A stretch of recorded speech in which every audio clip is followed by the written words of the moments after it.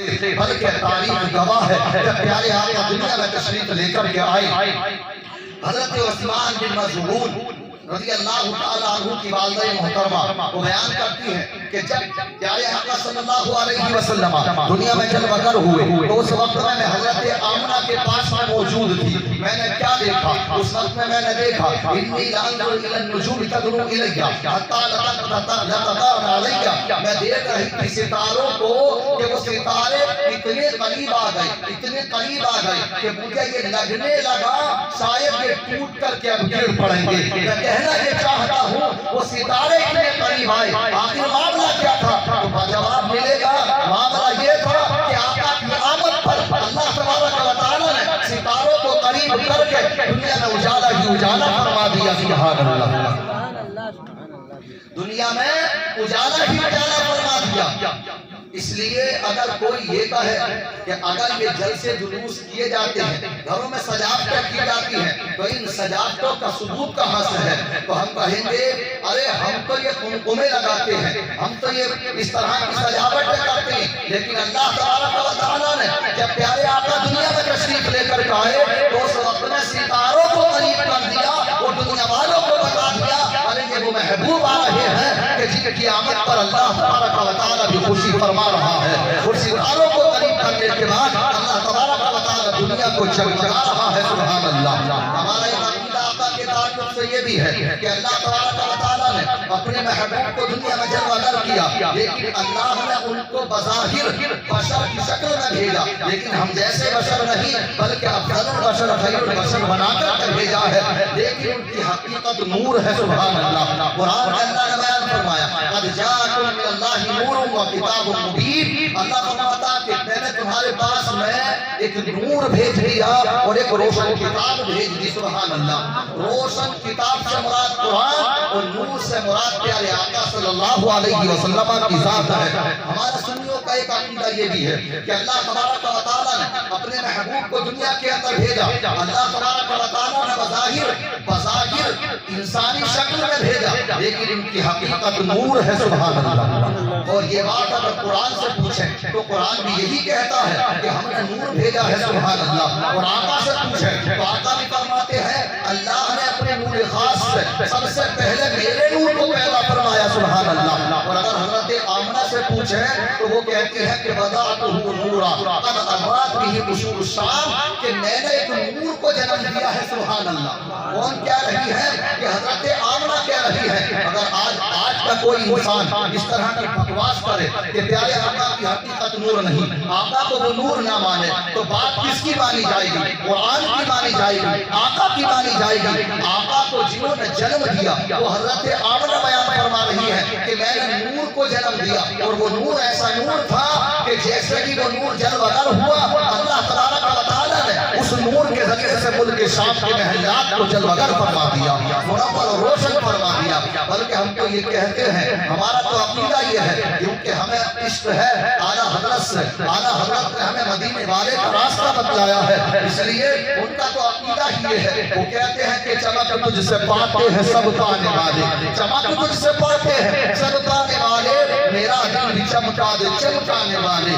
اس لیے ان کا تو عقیدہ ہی یہ ہے، اور ہمارا بھی عقیدہ یہی ہونا چاہیے جو اعلیٰ حضرت نے فلٹر کر کے ہمیں بھی عطا فرمایا ہے۔ کیا کہ وہ بیان فرماتے ہیں کہ دنیا کے اندر یہ چمک دمک اگر کچھ کسی کو بھی ملی ہے تو یہ میرے آقا کا صدقہ ہے۔ سبحان اللہ، حضرت آدم علیہ السلام کی اللہ نے تخلیق فرمائی، سب جانتے ہیں جب تخلیق فرمائی ان کا پتلا تیار ہوا، روح کو حکم ہوا اے روح تو اب اس پتلے میں داخل ہو جا۔ روح کو اندر جاتی ہے مگر بڑی گھٹا ٹوپ تاریکی اس کو اندر نظر آتی ہے، روح باہر آئی۔ اللہ نے پوچھا اے روح تو باہر آخر کیوں آتی ہے واپس؟ تو اس نے کہا اس لیے کہ اندر تو اندھیرا ہی اندھیرا ہے۔ تب اللہ تعالیٰ نے وہ نور خاص جو اپنے نور خاص سے اپنے محبوب کی شکل میں پیدا فرمایا، وہ پیارے آقا کا نور حضرت آدم علیہ السلام کی پیشانی میں جلوہ گر فرما دیا۔ سبحان اللہ، اور جب حضرت آدم علیہ السلام کی پیشانی میں وہ نور جلوہ گر ہو گیا، اب روح کو حکم ہوا اے روح اب تم اس پتلے میں داخل ہو جا، تو وہ روح اس پتلے میں خوشی خوشی داخل ہو جاتی ہے۔ اسی لیے اعلیٰ حضرت فرماتے ہیں اگر حضرت آدم علیہ السلام کو چمک चमक मिली है तो वो मेरे आका का सदका है, सुभान अल्लाह। बल्कि मुफस्सिरीन किराम बयान फरमाते हैं, अगर हजरत इब्राहिम अलैहिस्सलाम आग में जा रहे हैं और आग में जाने के बावजूद आग बड़े गुलजार हो जा रही है और आग कुछ भी असर नहीं कर पा रही है, तो आखिर वजह क्या है? तो वजह यही है कि वो नूर मुहम्मदी जो अल्लाह ने हजरत आदम अलैहिस्सलाम की पेशानी में रखा, वो नबियों की पेशानी में होता हुआ अल्लाह कुरान में फरमाता, ए महबूब वो तुम्हारा नूर तमाम नबियों की पेशानी में गर्दिश करता रहा और गर्दिश करता हुआ वो हजरत अब्दुल्लाह की पेशानी में जलवगर हुआ। और हजरत अब्दुल्लाह की पेशानी में जलवगर होने के बाद हजरत आमना की शिकम अथर में पहुंचा और 12 रबीउल अव्वल को मक्का मुकर्रमा में तुलू हो गया, सुभान अल्लाह। इसलिए हजरत आदम अलैहिस्सलाम से लेकर आका तक तमाम नबी अगर चमके हैं तो वो मेरे आका के नूर की वजह से चमके हैं। इसीलिए हम ये कहा करते हैं, हजरत इब्राहिम अलैहिस्सलाम अगर वहाँ आग में जा रहे हैं, आग उनके ऊपर कुछ असर नहीं कर रही है, तो वजह ये है कि उनकी पेशानी में मेरे आका का नूर चमक रहा है, सुभान अल्लाह। हजरत यूसुफ अलैहिस्सलाम कुएं में जा रहे हैं, कुएं में जाने के बाद अंधेरा था, मगर हजरत यूसुफ अलैहिस्सलाम जरा बराबर भी परेशान नहीं होते हैं। उनसे पूछा जाए आखिर क्यों परेशानी नहीं हुई, तो जवाब मिलेगा इसलिए कि मेरी पेशानी में आका का नूर चमक रहा था, सुभान अल्लाह। हजरत इसीलिए तो बयान फरमाते हैं कि तेरी नस्ल पाक में है बच्चा बच्चा नूर का, तेरी नस्ल पाक में है बच्चा बच्चा नूर का, तू है नूर तेरा सब घराना। इसलिए हमारा तो अकीदा ही है कि प्यारे आका सल्लल्लाहु अलैहि वसल्लम नूर है। और आला हज़रत ने भी कमाल किया, हमें चाहिए कि अपने बच्चों को वो तराने सिखाए। सुबह तैयबा में हुई बड़ी है बाड़ा नूर का, सदका ले रहे नूर का, आया है तारा नूर का, और मैं गदा तू बादशाह भर दे प्याला नूर का, मैं गदा तू बादशाह भर दे प्याला नूर का, नूर दिन दूना तेरा दिन सदका नूर का, तेरी नस्ल पाक में है बच्चा बच्चा नूर का, तू है रे नूर तेरा सब घराना का। इसलिए अल्हम्दुलिल्लाह अल्लाह ने हमें अता फरमाया तो अपना महबूब अता फरमाया। हमारा अकीदा ये है कि अल्लाह तबारक व तआला ने अपने महबूब को बेऐब पैदा फरमाया, सुभान अल्लाह। कैसे पैदा फरमाया? बेऐब। अल्लाह ने अपने महबूब के अंदर कोई ऐब नहीं रखा। आज हम आका की क्या तारीफ करते हैं, आज कितने लोग कर रहे हैं, दुनिया के अंदर कितने लोग हैं। आज से पहले प्यारे आका की आमद से पहले से लेकर के अगर आप देखें तो अल्लाह तबारक व तआला ने अपने महबूब के तराने पहले ही से गवाए हैं। अल्लाह तबारक व तआला के महबूब के तराने आका दुनिया में तशरीफ लेकर के आए, तब भी हजरत ईसा अलैहिस्सलाम अपने उम्मतियों के दरमियान में क्या है उनके तराने गा रहे हैं। मैं आज इसमें कहा था हजरत ईसा अलैहिस्सलाम ने जिस वक्त में कहा कि मुबश्शिरन बिरसूलिन याती मिन बाद इस्मुहु अहमद, कि मैं हजरत ईसा हूँ, मगर ये सुनो मेरे बाद एक ऐसे नबी आने वाले हैं कि जिनका नाम अहमद होगा, सुभान अल्लाह। तो किसी ने पूछा था ये ईसा क्या वो आपसे भी अफसर होंगे? तो हजरत ईसा अलैहिस्सलाम ने एक तारीख साथ जुमला इरशाद फरमाया था, ये मेरे सहाबियों तुम इस बात की बात आया करते हो कि वो मुझसे भी अफसर होंगे, बल्कि मैं तो ये कहता हूँ कि अगर उनका जमाना मिल जाए और आका के जूते का तस्मा अगर मैं बन जाऊं तो मैं इस पर भी नाश करूंगा, सुभान अल्लाह। उनका तस्मा खोलने की खिदमत मेरे हिस्से में आ जाए तो मैं इस पर भी नाश करूंगा, सुभान अल्लाह। हमें नाश करना चाहिए कि अल्लाह तबारक व तआला ने हमको उम्मती भी बनाया है तो प्यारे आका को उम्मती बनाया है, सुभान अल्लाह। हमें नाज है इस बात पर अल्लाह तबारक व तआला ने अपने महबूब का उम्मती बनाया, और जब उनका उम्मती बनाया तो आज अल्लाह तबारक व तआला ने हमको खैर उम्मत का लक़ब भी अता फरमाया। कल क़यामत का दिन हो तब भी हम सुरखरू नजर आएंगे। क्यों? इसलिए कि जन्नती लोगों की अगर 120 सफ़े होंगी तो उन 120 सफ़ों में 80 सफ़े आका के उम्मतियों की होंगी, सुभान अल्लाह। मैं पूछना चाहता हूँ कि इसमें हमारा कोई अपना अमल है क्या? हमारे किसी अमल को दखल है कि हम भी उस वक्त में कल क़यामत के दिन अक्सरियत में होंगे? तो जवाब मिलेगा कि मामला ये है कि हमारा कनेक्शन मदीने वाले से है, सुभान अल्लाह। और जो प्यारे आका से अपना कनेक्शन जोड़ लेता है तो अल्लाह तबारक व तआला उसको ऐसे ही सुरखरू अता फरमाता है।